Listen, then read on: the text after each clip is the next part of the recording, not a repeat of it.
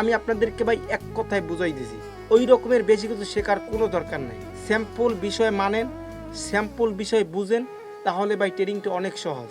যতটা কঠিন মনে করতেছেন আসলে অতটা কঠিন না। আমাদেরকে কঠিন জিনিসটাকে সহজ করে নিতে হবে। যেদিন আপনি সহজ করে নিতে পারবেন সেদিন এখান থেকে আস্তে আস্তে আস্তে আস্তে উপরের দিকে উঠতে পারবেন। কিন্তু আপনি শুরুতেই যদি মনে করেন এটা আমার দ্বারা সম্ভব নয়, এটা অনেক কঠিন, এত মানুষ লস করতেছে, আমিও পারবো না, তাহলে তো ভাই আপনি অন্যদের কাতারে চলেই গেলেন।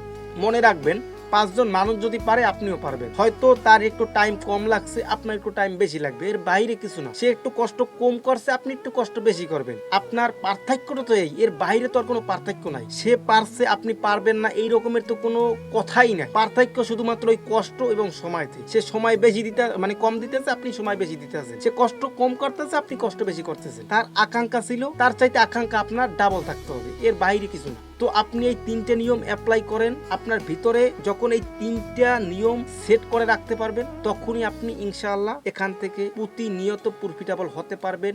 আমি লিখে দিতে পারি, আপনি লিখে রাখেন।